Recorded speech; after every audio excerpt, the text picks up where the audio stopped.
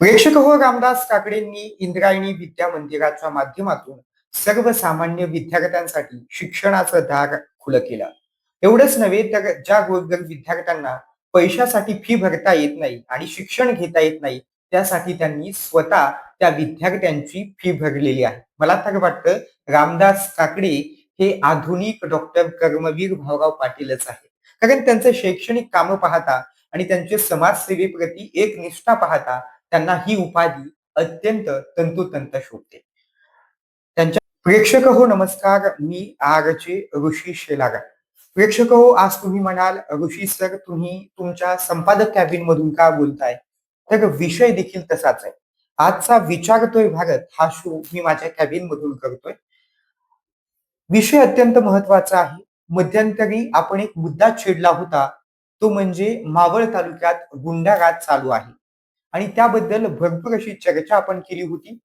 परंतु ज्यावेळेस आम्ही स्टिंग ऑपरेशन केलं, त्यावेळेस आमच्या लक्षात आलं, ह्या चर्चा ह्या सगळ्या निष्फळ आहेत, खोट्या आहेत.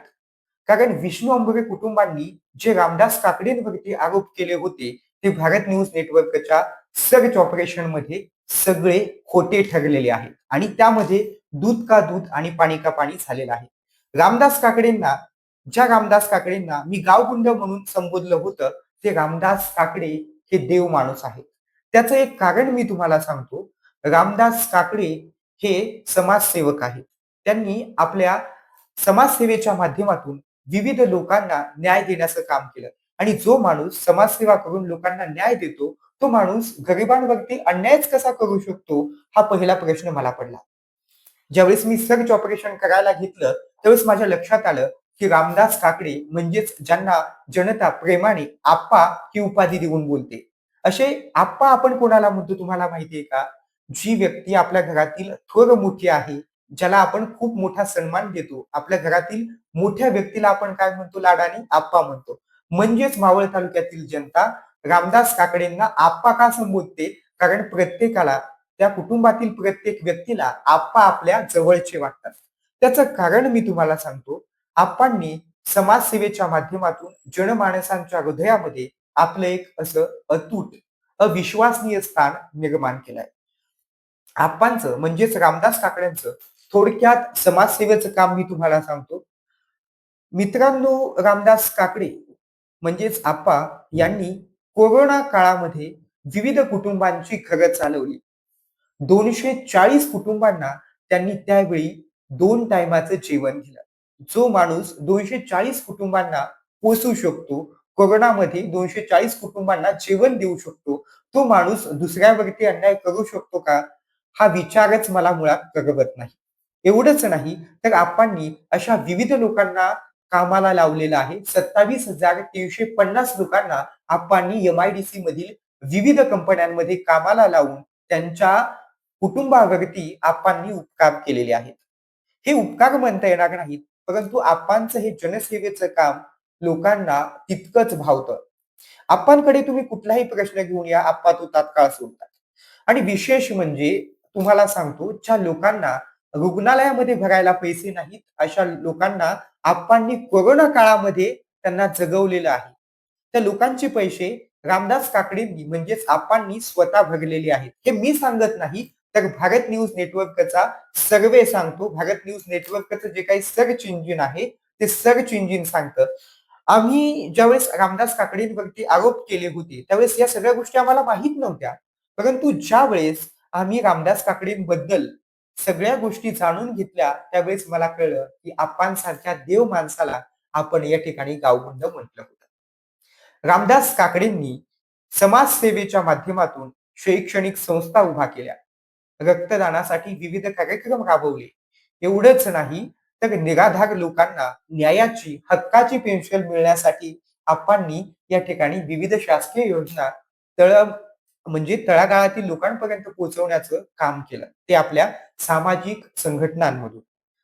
विशेष म्हणजे अंभुरे कुटुंबांनी काय केलं, तर आप्पांना नाहक बदनाम करण्याचं षडयंत्र रचलं. माझ्यापुढे खोटं नाटक केलं रडण्याचं. प्रेक्षको, तुम्हाला माहितीये, एखादी महिला जर रडली तर समोरच्याला लगेच पाझर फुटतो आणि तेच माझ्या बाबतीतही झालं. आप्पासारख्या देव माणसाला मला बोलायचं मन नसताना देखील बोलावं लागलं. आप्पांचं समाजसेवा या ठिकाणी बघितल्यानंतर मला कळलं, की आप्पा हा माणूस नसून हा देव माणूस आहे. आता तुम्ही म्हणाल, हा व्यक्ती पैसे घेऊन असं बोलतोय की काय? तर मुळात नाही. रामदास काकडेंबद्दल सगळ्या गोष्टी आम्ही जाणून घेतल्या ते आमच्या सर्च इंजिनच्या माध्यमातून. भारत न्यूजची 28 लोकांची टीम यासाठी कार्यरत होती. 28 लोकांनी विविध लोकांना भेटून, विविध लोकांशी चर्चा करून, सर्वसामान्य जनतेची मतं घेऊन त्यांनी या ठिकाणी दाखवून दिलं, की या ठिकाणी रामदास काकडे जे आहेत, ते आरोपी नाहीयेत. आरोपी कोण आहेत? तर विष्णू अंभोरे या ठिकाणी आरोपी आहेत. त्याचं कारण असं आहे, आप्पांनी जी काही जमीन होती त्यांची, ती त्यांनी स्वतः खरेदी केली होती. त्यासाठी आप्पांनी म्हणजेच रामदास काकडेंनी त्यांना पैसेही दिले होते. म्हणजे त्याचा मोबदलाही रामदास काकडेंनी दिला होता. परंतु या लोकांनी जास्त पैसे, आप्पांकडे खूप पैसा आहे. त्यांनी जर आप्पांना अशी जरी पैशाची मागणी केली असती, आम्हाला जर या गोष्टीसाठी पैसे लागतात, त्या गोष्टीसाठी पैसे लागतात. मला सांगा, आप्पांनी एवढ्या लोकांना 27,000 लोकांना काम दिले हो, तर तो माणूस तुम्हाला ₹2 लागले तर अवश्य देणार. परंतु या लोकांना, अंभोरे कुटुंबाला या ठिकाणी जास्त पैशाची मागणी त्या कुटुंबाने केलेली होती आणि ती मागणी त्यांनी आप्पांना करत, आप्पा ज्यावेळेस ते पैसे द्यायला नाही बोलले, आप्पांच्या लक्षात आलं, की आपण यासाठी मोबदला दिलेला आहे आणि मग आपण मोबदला दिलेला असताना आपण यांना डबल पैसे काय द्यायचे? तेच पैसे जर आपण समाजसेवा करताना लोकांना दिले, लोकांसाठी वापरले, तर त्यामधून गरीब लोकांचं भलं होऊ शकतं, असं आप्पांच्या लक्षात आलं आणि ज्यावेळेस आप्पांनी त्यांना पैसे देण्यास नकार दिला, त्यावेळेस या लोकांनी आप्पांना बदनाम करण्याचं षडयंत्र रचलं. विविध न्यूज चॅनेलच्या माध्यमातून, विविध न्यूज चॅनेलच्या लोकांना यांनी अ, पैसे देऊन, विविध न्यूज चॅनेलच्या लोकांना यांनी या ठिकाणी बोलवून, खोट्या-नाट्या, रडण्याच्या कहाण्या बनवून नाटक खूप छान करतात. अंभोरे कुटुंब रडण्याचं नाटक तुम्हाला सांगतो, अतिशय परफेक्ट करतात. मी जरी रिअल लाईफमध्ये ॲक्टर किंवा अँकर असलो, तरी पण मला वाटतं नाटकात ते खूप छान काम करू शकतील. काय नाटक उभा केले यार त्यांनी माझ्यासमोर. माझ्यासमोर आप्पा आरोपी वाटावेत म्हणून खोटे-खोटे रडल्या. आप्पा आरोपी वाटावेत म्हणून माझ्यासमोर ते खोटे-खोटे रडले. बाप रे बाप! मला खरंच पाझर फुटला त्यावेळेस. मी विचार नाही केला, की ह्यांचं रडणं खरं आहे, की ही नौटंकी आहे. कुठल्या नाट्य संस्थेकडून त्यांनी प्रशिक्षण घेतले आंभोरे कुटुंबाने मला कळत नाही. परंतु रामदास काकडे सारख्या देव माणसाला मी सांगतो आता बदनाम करण्याचं जे काही तुम्ही षडयंत्र रचलंय ना, ते कृपा करून आता बंद करा. कारण जो माणूस लोकांचं भलं करतो, गोरगरीब लोकांना जो माणूस न्याय देतो, गोरगरिबांसाठी लढतो, जो लाखो लोकांचा मावळ तालुक्यातील कैवारी आहे, त्या माणसाला तुम्ही बदनाम करण्याचं षडयंत्र आता बाजूला ठेवा. आपांनी मावळ तालुक्यात विकास केलेला आहे. ते कुठले आमदार नाहीत, ते कुठले खासदार नाहीत आणि असं नसताना देखील ते जनमानसात लोकप्रिय आहेत. ते कशामुळे? आप्पांचं काय बोलतं, तर आप्पांचं काम बोलतं. आणि त्यांच्या कामाच्या माध्यमातून त्यांनी लोकांना उत्तरं दिलेली आहेत. मला सांगताना अंभगे कुटुंबाने सांगितलं, की त्यांनी आता येऊन या ठिकाणी उत्खनन केलेलं आहे. परंतु त्यांनी ज्या ठिकाणी उत्खनन केलेलं आहे, ते आता नसून ते 2025 साली केलेलं आहे. आणि मी तुम्हाला खरेदी खत देखील दाखवू शकतो. ज्या खरेदी खतावरती आप्पांनी त्यांना त्यांच्या सगळ्यांच्या सह्या घेतलेल्या आहेत. त्यांच्या मान्यतेनुसार त्यांना कबूल असल्यानंतर त्या सह्या घेतलेल्या आहेत आणि त्याचा योग्य मोबदला दिलेला आहे. आणि असं असताना देखील आप्पासारख्या देव माणसाला या लोकांनी बदनाम केलंय. कोरोना काळात आप्पांनी अतिशय योग्य असं काम करत जनमानसांना वाचवण्याचं काम केलं. ज्या लोकांच्या घरी चूल पेटत नव्हती, त्या घरी आप्पांनी स्वतः जेवण पोहोचवलं आणि अशा देव माणसाला तुम्ही जर बदनाम करत असाल, तर मला वाटतं तुम्ही जशा पद्धतीने त्यांना त्या दिवशी व्हिडिओमध्ये तळतळाट देत होता ना, आप्पांना काहीही होणार नाही. कारण जो माणूस निर्भीड असतो, निरपक्षपाती असतो, त्याच्या पाठीशी देव असतो. असं म्हटलं जातं, की कावळ्याच्या शापानं गाय-गुरं मरत नसतात. तुम्ही कितीही आप्पांसाठी तळतळला, कितीही आप्पांसाठी बोलला, कितीही बोटं मोडली, तरी आप्पांना त्याचा काहीही फरक पडत नाही. शेवटी काय असतं हो? सत्यमेव जयते. म्हणजेच काय? सत्याचा विजय होतो. चला, आप्पांना आपण खूप साऱ्या शुभेच्छा देऊयात त्यांच्या सामाजिक कार्यासाठी आणि तुम्हाला सांगतो आपांना एक दिवस आपण आपल्या स्टुडिओमध्ये देखील बोलवणार आहोत आणि आपांच्या या समाजसेवेसाठी यंदा भारत न्यूज नेटवर्कने असा निर्णय घेतलेला आहे. यंदाचा भारत सन्मान अवॉर्ड 2026 सर्वश्रेष्ठ समाजसेवक हा पुरस्कार देऊन आपांना येत्या 15 ऑगस्टला आम्ही गौरविणार आहोत. तेव्हा तुम्ही सगळ्यांनी आपांना शुभेच्छा द्या आणि मला असं वाटतं आपांसारख्या थोर समाजसेवकाला जी अशी पिलावळ बदनाम करण्यासाठी वापरलेली आहे, त्या पिलावळीने एकच डोक्यात घेतलं पाहिजे.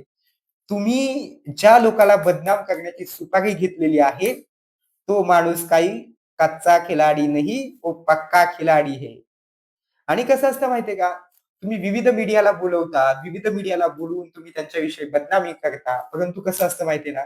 शेर अकेला आता है. क्या आता है शेर? अकेला आता है. आप्पा शेर आहे तो.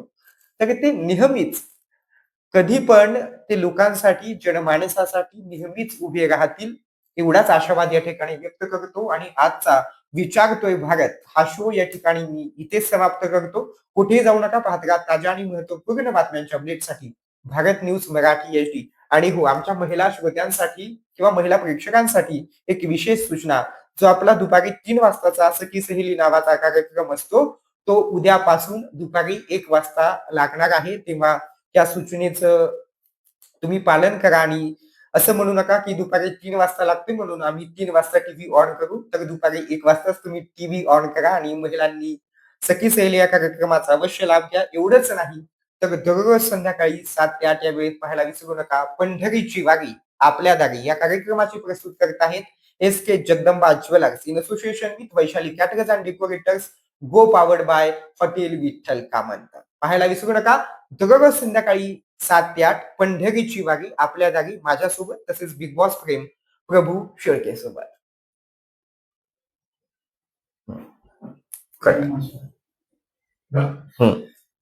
केलं का? पाल देव केलं.